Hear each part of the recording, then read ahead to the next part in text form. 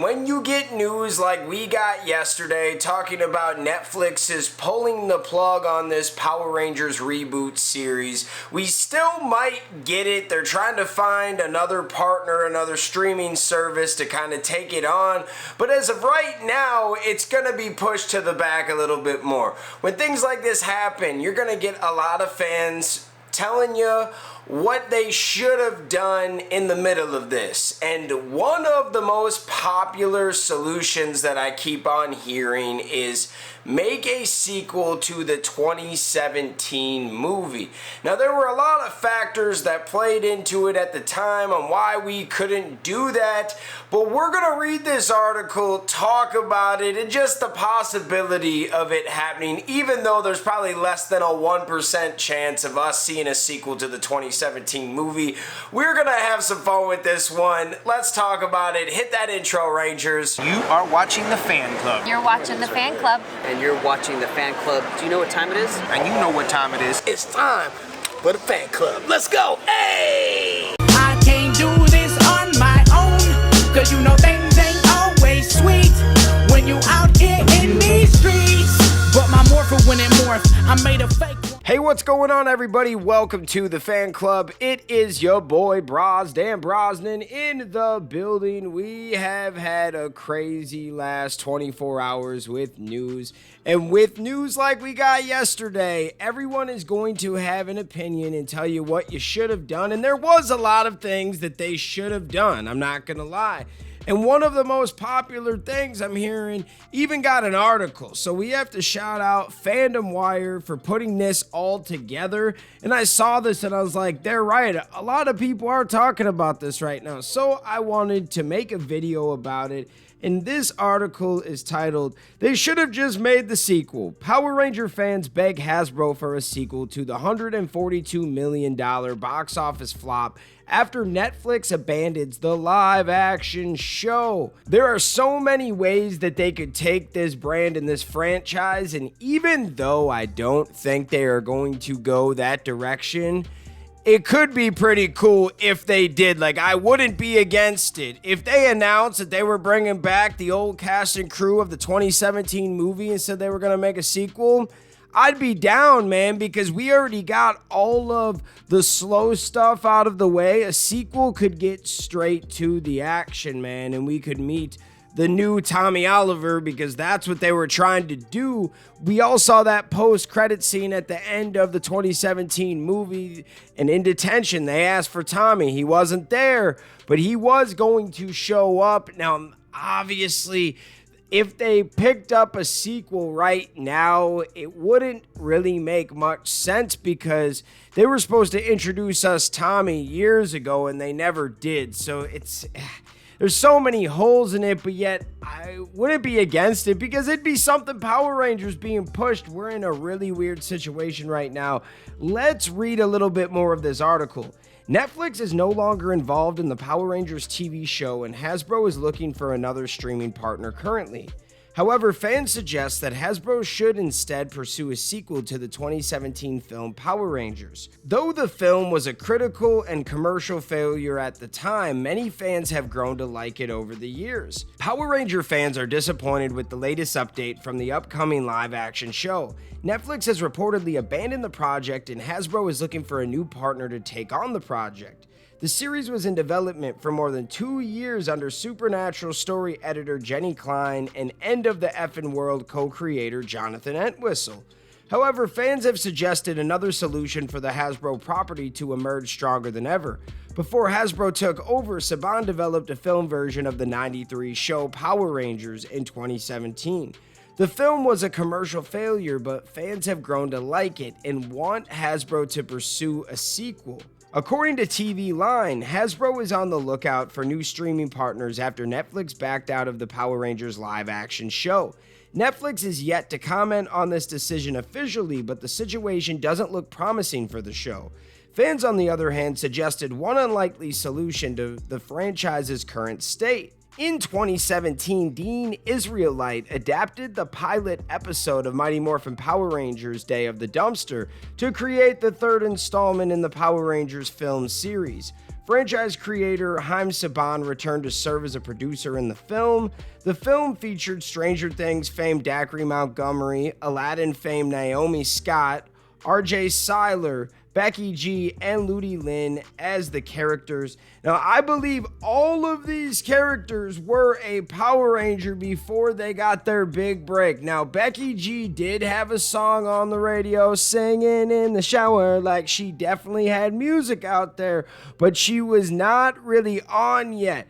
It seems like once all of these 5 turned into a Power Ranger, their careers literally morphed, man. They're in a bunch of stuff, like Ludi Lin's in a few different movies. I think he was Liu Kang in Mortal Kombat. Like, how freaking cool is that? Let's read a little bit more of this. The film received mixed reviews, with criticism directed at the film's tone and the icky product placements. The box office numbers proved to be the final nail in the coffin, as the film, made on a budget of $105 million, only managed a total gross of $142 million. However, fans don't seem to harbor the same feelings for the film in the current day.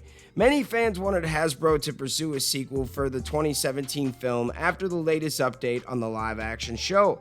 A number of fans commented that the film is heavily underrated, and one fan shared that they watched it recently thinking it was going to be trash, but was pleasantly surprised. Another fan suggested that the cast had good chemistry and should be brought together for another film.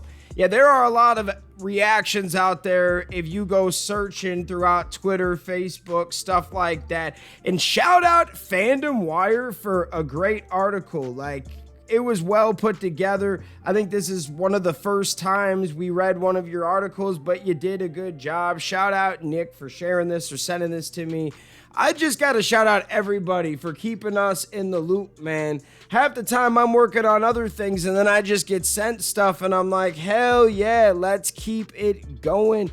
What are your thoughts, man? I know we've talked about like the sequel of a 2017 movie before, and it sounds like a great idea. Even Haim Saban, back at that time, he said that he wanted to make 3, 4, 5 movies. I think that he got ahead of himself. It reminded me of LeBron James in the early 2000s saying that the Miami Heat are going to win not 1, not 2, not 3, not 4, not 5, not 6 championships. Like, they were trying to like win a bunch, but you only won like 2 out of that. So it doesn't even sound as cool, right?